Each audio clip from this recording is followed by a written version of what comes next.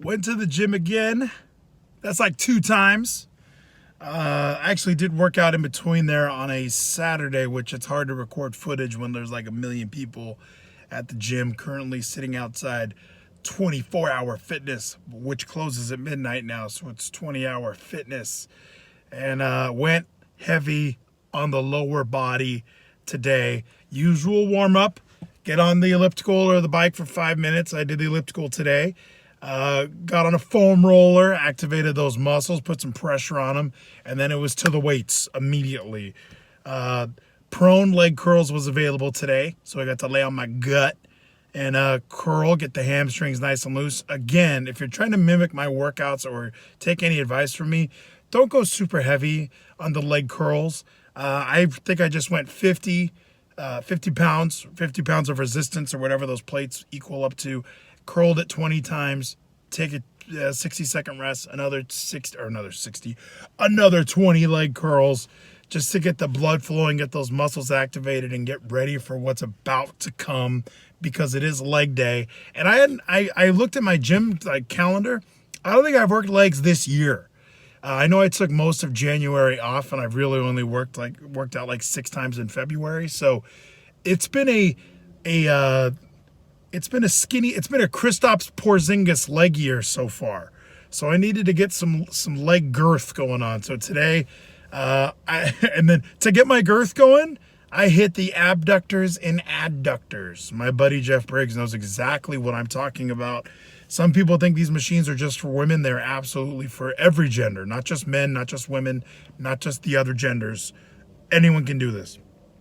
I usually go kind of lighter weight on this, but I superset my abductors and my adductors. Usually I go adductor first. That's the inner thigh, activate the groin, then move on to the hip. And I don't go for 10 reps. I normally go for 20 reps on that as well. But I do 4 sets. I believe that one, I do want to move up weight every single set and keep strengthening those muscles, because you do use your hips in all kinds of movements. As for the groin, the same idea. So I made sure that I was loosening both of those up, but also strengthening those, because before you move on to the heavier stuff like I'm about to do, I wanted to make sure this stuff was nice and loose and ready to rock, and it'll be sore tomorrow, I'm sure. And I did deadlifts again. Now, don't hate me. I did deadlifts last Tuesday, so it's been 6 days. It's been a good time between deadlift sessions, but I was in a deadlift mood, as I normally am. Plus, since I wanted to focus really on the lower body and kind of the glute area, deadlifts is perfect for that. I wanted to make sure that my glutes were getting a good workout. So I did my deadlifts. I think I did 5 sets. One of my sets at 315, my grip just gave out again. I'm working on the grip, but once I put the straps on, I am able to do a lot more. So I maxed out at 405 again. I did it 2 reps, and then I just did one more rep to kind of see where I was at. Before I took my month off from lifting, I was at 465, 475. I want to get to 500. My wife and I were setting goals for this year, and I said I wanted to lose 20 pounds. I also want to deadlift 500 pounds. I think that would be nice to lose weight, but be able to lift more weight. I think that's a good goal for me to have on my fitness journey here. And then, kind of ill-advised from some people, but I went ahead and did it. I went ahead and did barbell back squats right after deadlifts. I thought, if we're going powerful, we really want to be sore tomorrow, work those legs hard. Let's do a workout I haven't done in a while. Barbell back squats, absolutely. Threw the weight on my back, which I'm not super comfortable with.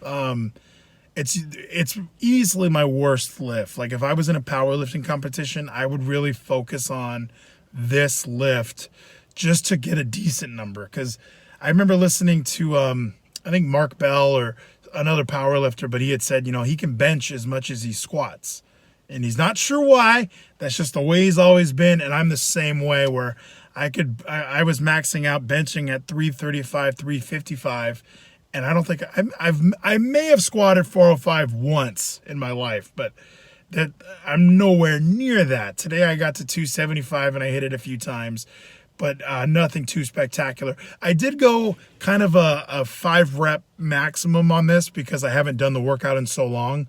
I did 5-rep maximum, but I didn't have a limit on my sets.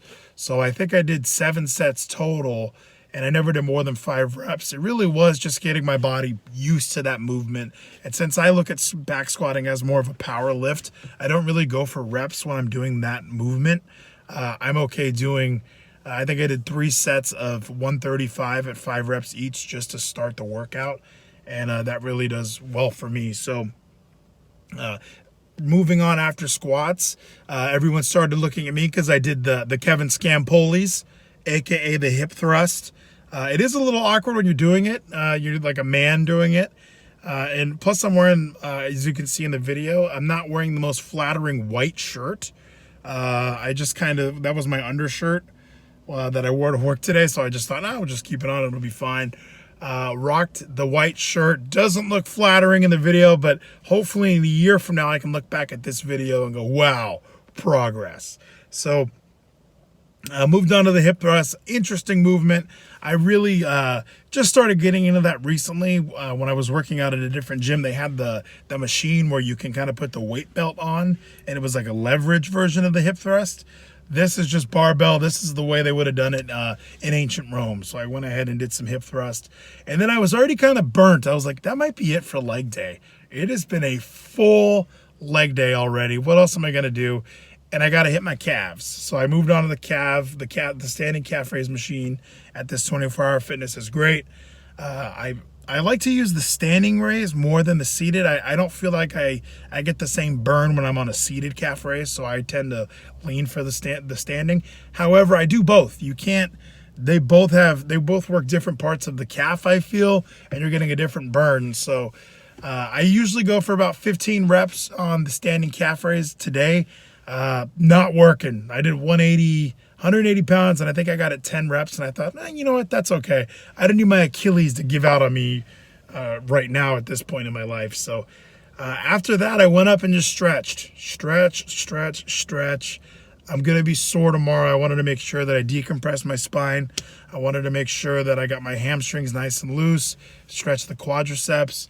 And then I got on the foam roller one more time, really massaged out the calves and the quads and the glutes. I'm going to be sore tomorrow. This was a phenomenal leg day.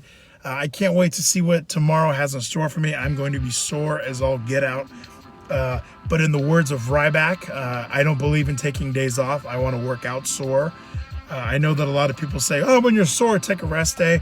And Ryback, as we all know, we should all listen to Ryback. Your body learns to adapt. And I think there is a way to train while you are sore. And I'm going to be training upper body. This was lower body, knees, all that stuff's going to be sore. We're going to focus on our chesticles tomorrow night. So thank you guys so much for tuning in. I was talking to my darling wife about our 2020 goals. And I do think that the Vlides podcast is returning in a big way. These videos are going to be more and more prevalent. We're going to get more of these up every week. There's going to be other kinds of videos starring me every week. And just stay along for the journey. Make sure you are subscribed and follow me on Twitter at Vlides for more details. And again, have a great rest of your day and let me know what you're working today. I want to know.